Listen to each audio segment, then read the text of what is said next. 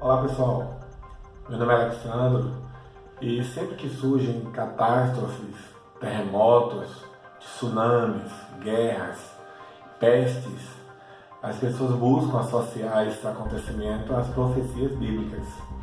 Será que isso que nós estamos vivendo hoje com o coronavírus é um juízo de Deus?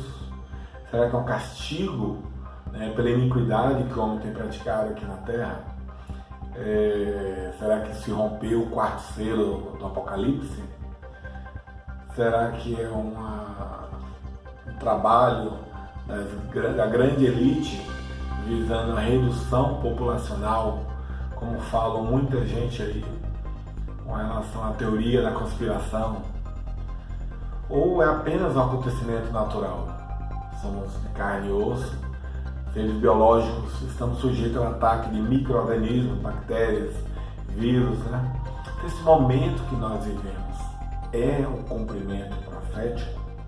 É isso que a gente vai ensinar aqui agora.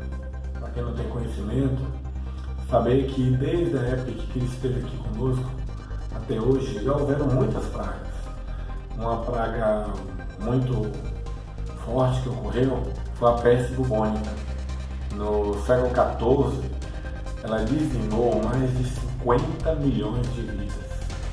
Você imagina a quantidade de pessoas que morreram no mundo. No início do século passado, em 1918, quando terminou a Primeira Guerra Mundial, nós tivemos a gripe espanhola. Foram mais de 70 milhões de pessoas mortas. E naquela época não tinha a tecnologia que nós temos hoje, Então as pessoas ficavam sem saber o que estava acontecendo, quais procedimentos tomar para se proteger. E fora isso, nós tivemos guerras, sempre tivemos terremotos, maremotos. Então imagino que as pessoas que conheciam a palavra de Deus na época sempre buscavam dizer: é o fim dos tempos, Jesus está voltando. E muitas vezes essa palavra ela vem em função do desespero, do medo e também da esperança que nós que conhecemos a Jesus, nós queremos que Ele volte logo. Agora, pegar versículos bíblicos e encaixar neles os acontecimentos é que nós não devemos fazer. Nós não podemos ler um versículo bíblico de forma isolada. Temos que olhar o contexto em que ele foi escrito. Versículos anteriores, versículos posteriores, capítulos anteriores, capítulos posteriores e até mesmo em outros livros da Bíblia. Você consegue associar a Bíblia. Então aí você vai conseguir entender o que o autor quer falar naquele momento. Vamos ler aqui no livro de Gálatas, no capítulo 6, versículo 7, está escrito assim: não erreis, Deus não se deixe escarnecer, porque tudo que o homem semear, isso também ceifará. Nós tivemos agora no último carnaval uma blasfêmia com o nome do nosso Senhor e Salvador. Ano passado tivemos polêmicas com filmes, com peças teatrais, um grande desrespeito até a fé, a nossa fé. E as pessoas pegaram esses acontecimentos, juntaram com esse versículo e disseram: o corona é uma punição, um castigo de Deus, porque o homem plantou e agora ele está colhendo. Claro, o versículo é contundente quando ele fala que aquilo que o homem semear, ele vai colher. Mas ainda não chegou o momento da vingança de Deus. Vamos ler essa passagem em Gálatas completa. Não vamos ler o capítulo todo, não precisa, mas vamos continuar lendo, No versículo 8 diz assim: porque o que semeia na sua carne, da carne ceifará a corrupção. Mas o que semeia no Espírito, do Espírito ceifará a vida eterna. E não nos cansemos de fazer o bem, porque a seu tempo ceifaremos, se não houvermos desfalecido. Então, enquanto temos tempo, façamos bem a todos, mas principalmente aos domésticos da fé. Quando a gente lê o contexto desse versículo 7, a gente percebe que o que Paulo está fazendo, ele está ensinando, está exortando as pessoas lá da igreja de Gálatas como eles devem agir, como deve semear, e a partir do que a gente semeia, a gente colhe. Mas isso aí não tem nada a ver com a vingança de Deus. Não é Deus vingando, é uma lei natural. Se eu planto um pé de limão, eu vou colher limão. E se eu oro a Deus, peço a Deus em espírito algo que eu preciso, eu vou colher em espírito. Outra passagem que viralizou nas redes sociais nesse período de coronavírus está lá no livro do profeta Isaías, no capítulo 26. Nós vamos ler aqui os versículos 20 e 21. Venha, povo meu, entre em seus quartos e feche a porta atrás de você. Esconda-se por um pouco, até passar a ira. Vejam, o Senhor sai do seu lugar para castigar os que estão sobre a terra por seu pecado. Então a terra revelará o sangue derramado nela e não ocultará mais os seus mortos. Pois bem, os infectologistas, eles estão nos instruindo para que a gente se recolha aos nossos lares, para evitar o contágio, a proliferação do vírus. Mas é ao lar, não é ao quarto. Então a pessoa força a barra. O versículo fala, recolha no seu quarto e não no seu lar. Também nessa passagem bíblica, a gente observa que o motivo pelo qual eles devem se recolher ao seu quarto é porque estava havendo um momento da ira de Deus. Então o profeta manda que eles se recolham. De repente, no versículo 21, eles vêm e falam, vejam, o Senhor sai do seu lugar. Então a figura do Messias, ela aparece nesse momento. E também nós observamos que a terra, ela vai ter muito sangue na terra. E a quantidade de pessoas mortas é tão grande que não é possível enterrar. Não ocultará os seus mortos, os seus cadáveres. Então não dá para enterrar. Nós não estamos vivenciando uma situação dessa. Não tem sangue. E não tem um número de mortos tão grande que não possa ser enterrado. Então, olhe bem, para que a gente possa entender melhor esse trecho do livro de Isaías, nós temos que olhar o contexto em que esse texto foi escrito. Para isso, o que a gente faz? Seria interessante a gente ler alguns capítulos antes e alguns capítulos depois. Vamos pegar alguns versículos para a gente observar o que está escrito? Isaías 24:1 diz assim: Eis que o Senhor esvazia a terra e a desola, e transtorna a sua superfície e dispersa os seus moradores. Vamos pular agora para o versículo 10. Demolida está a cidade vazia, todas as casas fecharam, ninguém pode entrar. Então nós temos que observar o que está acontecendo nesse momento. A terra está vazia, as pessoas estão escondidas, as cidades estão demolidas, porque houve algum evento catastrófico que destruiu a cidade. Elas estão fechadas, ninguém pode entrar, e elas estão demolidas. No capítulo 25, vamos ler no versículo 2 o que está escrito: Porque da cidade fizeste um montão de pedras, e da cidade forte uma ruína, e do pasto dos estranhos, que não seja mais cidade, e jamais se torne a edificar. Ou seja, a cidade é destruída, e é uma cidade forte, poderosa, e ela nunca mais será edificada. Vamos agora no capítulo 26, da onde foi retirado esses dois versículos, o 20 e o 21, e vamos observar que logo no primeiro versículo diz o seguinte: Naquele dia se entoará este cântico na terra de Judá. Temos uma cidade forte, a que Deus pôs a salvação por muros e antemuros. Esse versículo é um versículo chave, porque a expressão naquele dia, ela se refere à volta de Jesus, o dia em que todo olho verá nas nuvens e ele virá exercer o juízo na terra. Ele virá sim, naquele dia, trazer a ira de Deus sobre a terra. É por isso que no versículo 20 e 21, ele diz: entrem nos seus quartos até passar a ira. Deu para entender? Outra coisa importante, observe, que ele fala na terra de Judá. Isso é um acontecimento em Israel, em Jerusalém. Não é um acontecimento em caráter global. Nós temos que observar que ele se passa na terra de Israel. Também nós podemos observar no capítulo 25 de Isaías, no versículo 8 a 9, diz o seguinte: aniquilará a morte para sempre, e assim enxugará o Senhor Deus as lágrimas de todos os rostos, e tirará o opróbrio do seu povo de toda a terra, porque o Senhor o disse, e naquele dia se dirá: eis que esse é o nosso Deus, a quem aguardávamos, e ele nos salvará. Esse é o Senhor, a quem aguardávamos, na sua salvação gozaremos e nos alegraremos.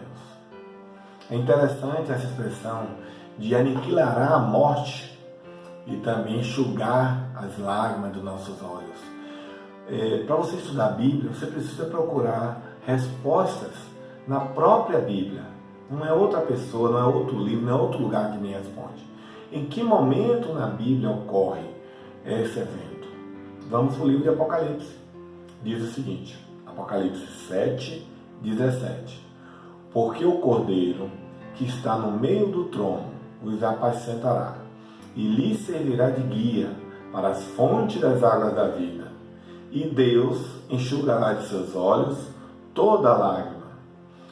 No capítulo 7 de Apocalipse, ocorre um evento em que aparecem milhares e milhares de pessoas no céu, ante a Deus, dando glórias a Deus. Esse é o contexto do capítulo 7 de Apocalipse. Então, essa questão de enxugar as lágrimas dos nossos olhos só vai ocorrer quando nós estivermos no céu. Mas também em Apocalipse, no capítulo 21, versículo 4, diz o seguinte: e Deus limpará de seus olhos toda lágrima, e não haverá mais morte, nem pranto, nem clamor, nem dor, porque já as primeiras coisas são passadas. Veja como é interessante? Então lá em 21, capítulo 21 de Apocalipse, já é depois da volta de Cristo. Aí sim, Cristo vai enxugar toda a lágrima daqueles que ficaram sobre a terra, de Israel, que ficaram escondidos. E também a partir dali em diante, depois da volta de Cristo, é que não haverá mais morte. Combina certinho com o que está escrito lá em Isaías no capítulo 26, que ele aniquilará a morte. Então, baseado nisso, o que a gente entende? Aquela passagem, aquele trecho de Isaías, ele se refere a eventos escatológicos, eventos futuros que acontecerão no contexto de Israel, porque está no livro de Isaías, mas na época após a volta de Cristo. Amém? Pois bem, como essas duas passagens bíblicas não estão associadas aos acontecimentos atuais, existe uma outra teoria, que é a teoria de que Jesus está rompendo os selos do Apocalipse, liberando os cavaleiros. Mas, para eu poder explicar melhor, vamos entender como é que é o livro de Apocalipse. O livro de Apocalipse, que foi revelado a João, o apóstolo João, pelo próprio Jesus, quando ele estava preso na ilha de Patmos, ele começa com a visão das 7 igrejas. Em seguida, lá no capítulo 4, João ele é arrebatado até os céus.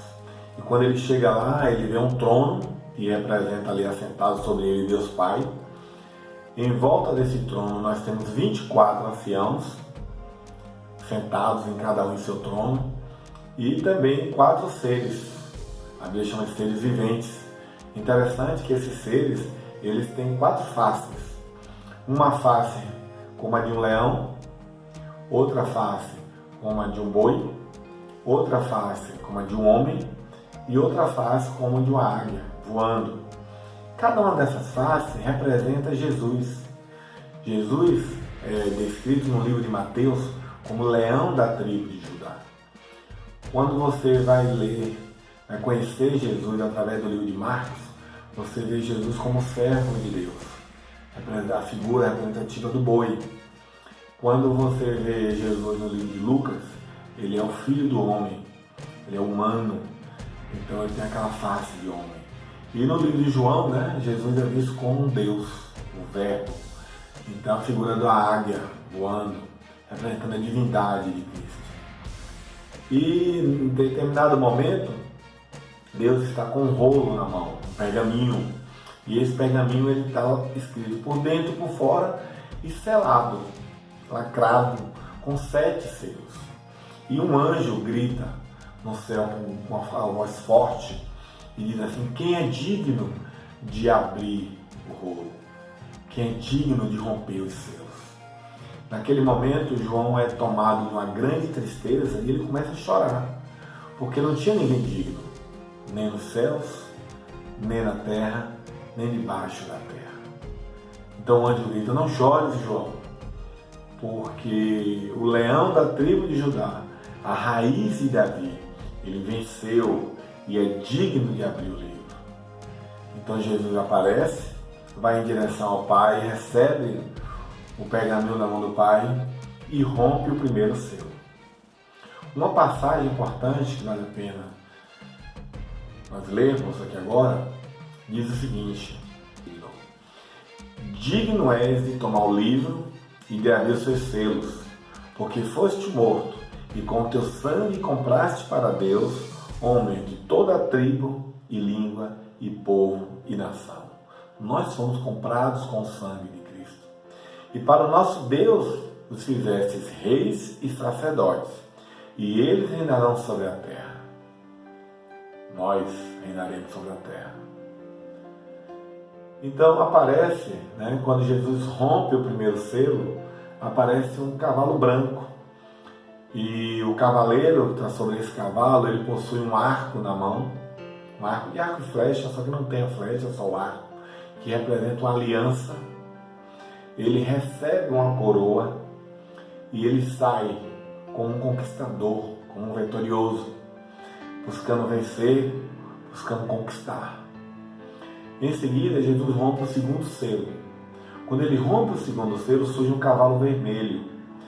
E esse cavalo vermelho, ele tem autoridade para tirar a paz da terra. E ele recebe uma grande espada, simbolizando justamente guerra, violência. Em seguida, Jesus abre o terceiro selo. No terceiro selo surge um cavalo preto. E o cavaleiro que está sobre esse cavalo, ele tem uma balança na mão. E um anjo, um dos seres viventes, ele diz assim: 1 quilo de trigo por 1 denário. Ou seja, o salário de um dia de trabalho era necessário para se comprar 1 quilo de alimento. Isso representa o quê? Representa escassez de comida, fome. Em seguida, ele abre o quarto selo. No quarto selo surge um cavalo amarelo, verdeado, pálido, um cavalo como se ele estivesse doente.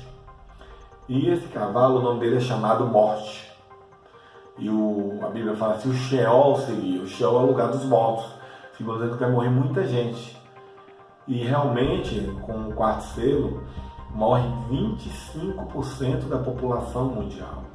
Imagine, só no Brasil seriam mais de 50 milhões de pessoas mortas, através da fome, das guerras, de pestes e até mesmo de animais selvagens.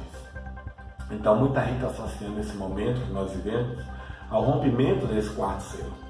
É importante salientar, gente, que os selos não são rompidos de imediato, Na narrativa da Bíblia é um versículo atrás do outro, mas é claro que existe um tempo entre os versículos em que esses acontecimentos ocorrem na face da terra. Então é fácil você perceber de que o que nós vivemos hoje não tem nada a ver com os selos, com os cavaleiros do Apocalipse, até pela quantidade de mortos. São 25% da população mundial, seria a maior catástrofe já registrada na história da humanidade. Nada que aconteceu na história da humanidade se registra isso, exceto o acontecimento do dilúvio. E naquele momento só ficaram 8 pessoas, morreu todo mundo. Mas deixando o dilúvio um pouquinho de lado, retornando para o livro de Apocalipse, a gente observa que o anticristo, ele ainda não recebeu a coroa. Ele pode já estar vivo, claro, ele pode já ser hoje um homem poderoso, importante, mas ele ainda não recebeu a coroa, porque a coroa representa autoridade. Então ele, com essa autoridade, ele vai fazer uma aliança entre os povos. Eu penso que para ele conseguir a união dos povos, algo ruim tem que ter acontecido antes. E é justamente os cavaleiros, né, do Apocalipse. Vai ter um caos sobre a terra, muita morte, muita fome. A humanidade vai clamar por alguém que lhes passe confiança, para que essa pessoa então assuma a autoridade mundial, e nós o conhecemos como anticristo. Ok?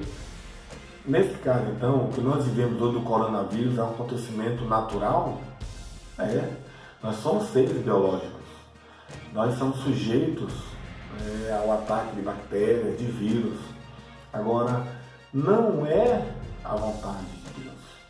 Quando Deus criou o homem, como Deus arrumou todo o planeta Terra, isso a gente vê no livro de Gênesis, ele vai organizando a Terra para colocar o homem, a cada passo da criação ele diz, isso é bom. E no final da criação ele diz, isso é muito bom. Se houvesse naquela época terremotos, doenças, tsunamis, ele não diria que é muito bom. Então não havia. As coisas ruins que acontecem hoje na Terra, ela é fruto do pecado. Após o pecado de Adão e Eva, Deus fala o seguinte, maldita é a terra por causa de ti. Naquele momento, a terra é amaldiçoada. A partir dali, inicia-se a degradação do homem. A partir dali, o planeta Terra começa a devolver para o homem o fruto do pecado.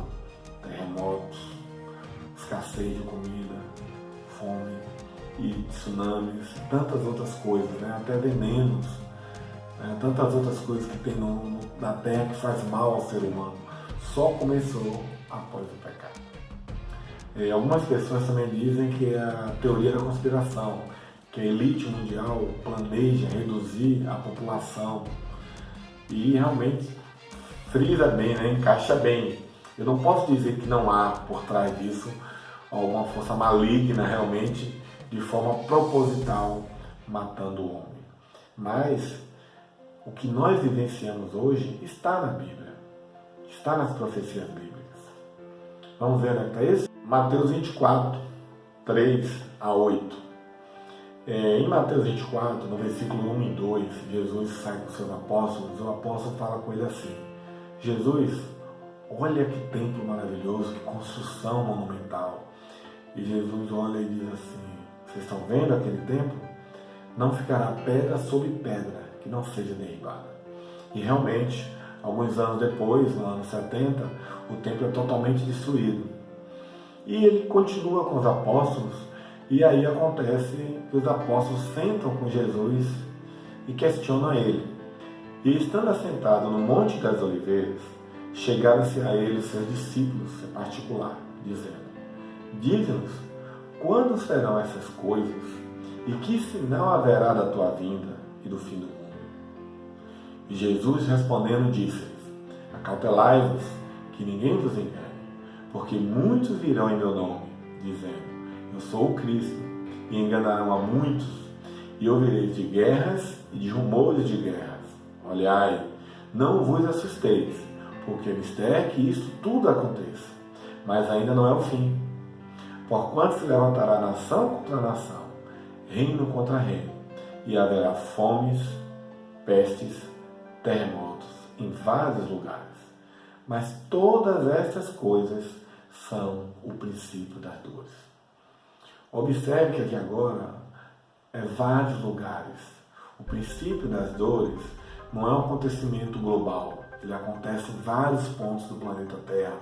Tudo isso aí que nós já vivemos. No século XIV, nós tivemos a praga da peste bubônica, a gripe espanhola em 1918, as guerras, a Primeira e a Segunda Guerra Mundial, nós tivemos na época de Napoleão, e muita coisa ruim aconteceu. Tudo isso faz parte do princípio das dores.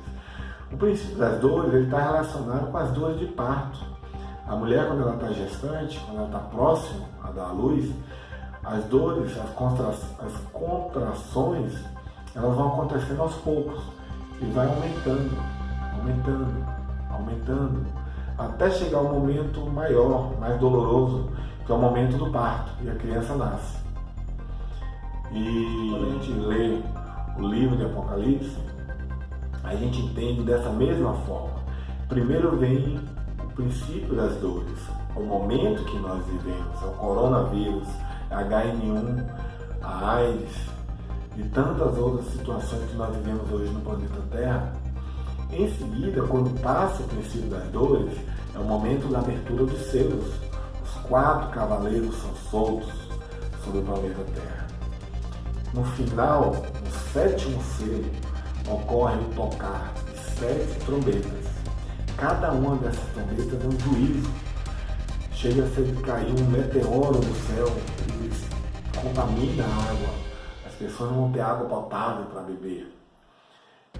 Na última trombeta é que são derramadas as 7 taças da ira de Deus. E aí sim, é nesse período que Deus mandou ao povo de Israel: entra nos teus quartos, fique escondido até que passe a ira. É o período dessas 7 taças, cada uma delas pior que a outra. Aí é o derramar da ira de Deus sobre a terra. Agora, a ira de Deus, ela não foi feita para a igreja. Como é que eu sei isso? Vamos ler 2 passagens aqui na Bíblia. 1 Tessalonicenses, capítulo 1, versículo 10. Diz assim: e esperar dos céus a seu Filho, a quem ressuscitou dentre os mortos, a saber, Jesus, que nos livra da ira futura, da ira vindoura. Também lá em Tessalonicenses, no capítulo 5, no versículo 9, repete: porque Deus não nos destinou para a ira, mas para a aquisição da salvação por nosso Senhor Jesus Cristo. Esse período da ira de Deus será derramado sobre a terra, 7 taças, a igreja não está mais aqui. Acontece antes disso que nós chamamos de arrebatamento. Deus tira a sua igreja da terra para depois derramar a ira. Isso aconteceu na história da humanidade. Na época do dilúvio, ele tira Noé do povo ímpio e coloca dentro da arca que representa Jesus, protegido e guardado, para depois ele derramar a ira dele sobre a terra. Ele tira Ló e sua família da cidade de Sodoma e Gomorra para depois ele derramar a ira. Ele guarda o povo de Israel em seus lares para depois fazer passar a sua ira sobre o Egito. Então ele preserva os seus. Aqueles que se mantiverem fiéis a Deus até o fim serão livres da ira de Deus.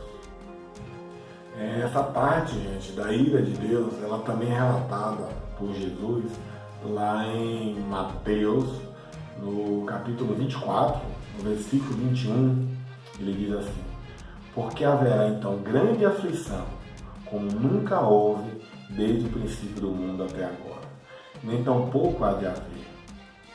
E vamos ler também lá no versículo 29. E logo depois da aflição daqueles dias, o sol escurecerá, e a lua não dará sua luz, e as estrelas cairão do céu, e as potências do céu serão abaladas. Então aparecerá no céu o sinal do Filho do Homem, e todas as tribos da terra se lamentarão, e verão o Filho do Homem, vindo sobre as nuvens do céu, com poder e grande glória da terra. Deus chama a atenção do homem. Não é a vontade de Deus que nós estejamos hoje passando por isso, mas é necessário, porque é nesse momento que o homem para refletir que nós não somos nada. Sem Deus não somos nada. Somos frágeis, somos fracos. Uma bactéria, um vírus tão pequenininho, ele consegue deixar a gente na situação que nós estamos. E aproveitando que nós estamos estudando lá em Isaías, no capítulo 26, na segunda parte do versículo 9, diz assim: porque, havendo os teus juízos na terra, os moradores do mundo aprendem justiça. Tem que haver o juízo de Deus na terra, porque é assim que Deus ensina a humanidade.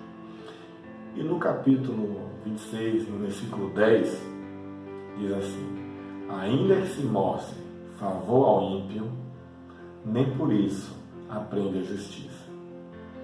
Até na terra da retidão ele pratica a iniquidade. e não atenta para a majestade do Senhor. Existem pessoas que, mesmo passando por essa situação, eles não declaram o senhorio de Deus, o senhorio de Jesus. Mas para nós que confiamos em Deus, sabemos sempre que Deus está no controle de tudo. Ele cuida de cada um de nós com todo o seu amor e misericórdia. E jamais rejeita aquele que o busca. Busca Deus. Busca Deus nesse momento que nós estamos passando agora, que é um momento muito complicado, um momento difícil. Mas também busca Deus nos momentos bons, no momento de alegria. Porque você, à medida que você se aproxima de Deus, a sua esperança aumenta, a tua fé aumenta. E você pode, mesmo no momento desse de grande aflição, tribulação, você ter paz. E você descansar na figura do nosso Senhor Jesus Cristo. Amém?